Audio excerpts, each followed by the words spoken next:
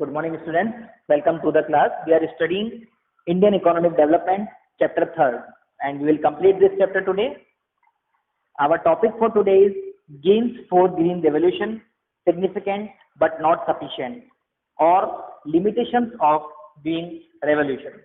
Owing to Green Revolution, there was a significant rise in crop productivity, but it was only in relation to our own record in the past. देखा जाए तो हमने grow तो किया था, develop तो किया था, मगर देखा जाए तो हम सिर्फ खुद के कंपैरिजन में आगे बढ़ रहे थे और किसी कंट्री से कंपेयर करके देखा जाए तो we are very far behind. Even now we are very far behind from other countries. The risen compared to developed nations, the rise in productivity was highly insignificant. Thus, in case of wheat, per hectare productivity in India was 3.4 tons, as against 6.5 tons in China and 9 tons in UK. तो वो लोग production करते हैं, वो per hectare उनका production होता है 9 ton या फिर 6.5 टन. हमारा सिर्फ कितना है? 3.4 ton. In case of rice, per hectare productivity in India was only 2.4 tons, जबकि चाइना में वो है 6.8 tons. Following observations highlight the limitations of Green Revolution in India. First, limited crops. We grow limited crops. Revolutionary rise in output due to Green Revolution is confined mainly to the production of food grains, wheat and rice. There has been no similar rise in production of pulses and commercial crops like jute, cotton, tea, etc. And इसीलिए आप देखते हैं इनके prices भी ज्यादा होती हैं in relation to wheat and rice, क्योंकि वीट एंड राइस का प्रोडक्शन काफी अच्छा है इंडिया में, उसके अंदर काफी ग्रोथ हुआ है, मगर पल्सेस में, जूट में, टी में, इनमें कोई ग्रोथ नहीं हुई है ज्यादा. Uneven spread of green revolution has not been uniform across all region. सभी जगह ग्रीन रेवोल्यूशन का सेम इफेक्ट नहीं है. In states like Punjab, Haryana, Maharashtra and Tamil Nadu, it made a remarkable impact. It has a good impact. But in the eastern UP, Bihar, Madhya Pradesh and Odisha, its impact was relatively insignificant. इसमें आपको कोई significant effect इसका नहीं देखने को मिलेगा. Limited farming population. The bulk of the farming population in India consists of small and marginal farmers. जितने भी यहाँ पर आपको farming population मिलेगी, वो अधिकतर गरीब या छोटे मोटे किसान मिलेंगे. The gains of Green Revolution have eluded these farmers because HYV technology require expensive inputs which are beyond the reach of marginal farmer. तो ग्रीन रेवोल्यूशन से ये लोग तो वैसे ही बाहर हो जाते हैं, क्योंकि ग्रीन रेवोल्यूशन के लिए हमें ज्यादा इन्वेस्टमेंट करना पड़ता है, ज्यादा खर्चा आता है, जो छोटे किसानों के बस की बात नहीं है.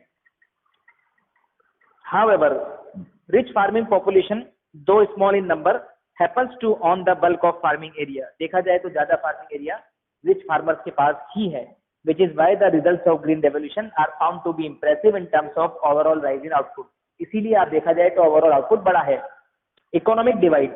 Thanks to green revolution the economic divide, the gulf between rich and poor has substantially risen over time. जो डिफरेंस है वो और ज्यादा बढ़ गया है ग्रीन रेवोल्यूशन के कारण. Poverty is widespread. गरीबी फैलती जा रही है. And indebtedness is extremely high because ज्यादा खर्चा करना पड़ेगा ग्रीन रेवोल्यूशन को यूज करने के लिए. Loan waivers are frequently offered. Loan waivers government देती है. Yet suicide among the farmers is emerging to be a serious challenge. फिर भी किसान सुसाइड कर रहे हैं, तो इसका मतलब आप क्या निकाल सकते हैं? इसका मतलब ग्रीन रेवोल्यूशन का पुअर फार्मर्स को कोई फायदा नहीं पहुंच रहा. Briefly, while achievements of agrarian reforms in terms of green revolution are a laudable, praiseworthy, the gulf between haves and have not is a serious challenge in Indian rural economy. देखा जाए तो agrarian reforms के बहुत अच्छे अच्छे benefits हमें मिले हैं. हमारा प्रोडक्शन बढ़ा है. We are self sufficient in food grains, but still poor is poor and he is dying without food. Also a big push of investment needs to be given to Indian agriculture to raise productivity levels at par with the advanced nations. अगर हमें Indian agriculture में दूसरे देशों का मुकाबला करना है तो हमें और ज्यादा इन्वेस्टमेंट एग्रीकल्चर में करना पड़ेगा. Does India need another green revolution? Yes, is an obvious answer. It is an undisputed fact that the gains of green revolution of the 60s have started shrinking. जो हमें ग्रेन्स, जो हमें फायदा हुआ था 60s में, 70s में, 80s में हमने पढ़ा था पीछे, दिस इज वो अब कम होता जा रहा है। This is particularly true when the gains are viewed in relation to our needs, हमारी नीड्स बढ़ रही हैं, and in relation to what other countries have achieved, और दूसरी कंट्रीज से कंपेयर करें तो हम बहुत पीछे हैं। Following observation would prove the need for yet another green revolution in the Indian agriculture. तो देखा जाए तो फिर से दोबारा एक ग्रीन रेवोल्यूशन होना चाहिए। Our productivity standards are extremely low compared to other nations. Our food grain stocks are the point of uncertainty, and most farmers in India continue to face uncertainties of the weather. हमारा जो food grain का stock है वो uncertain है। हमारे जो farmers हैं उनको मौसम के कारण बहुत ज्यादा रिस्क उठानी पड़ती है। The farmers continue to be exposed to uncertainties of the market, which compels them to focus on unprofitable subsistence farming. जो फार्मर्स हैं वो अनसर्टेनिटीज के शिकार हैं, मार्केट की अनसर्टेनिटीज, मौसम की अनसर्टेनिटीज, जिससे कि उनको अनप्रॉफिटेबल सब्सिस्टेंस फार्मिंग में डिपेंडेंट होना पड़ता है। Loan waivers are becoming a recurring feature. Government को बार बार लोन माफ करना पड़ता है क्योंकि खेती नहीं होती और किसान कर्ज में डूबे रहते हैं। इसलिए एक दोबारा ग्रीन रेवोल्यूशन होना चाहिए, ऐसा सिचुएशन की डिमांड है।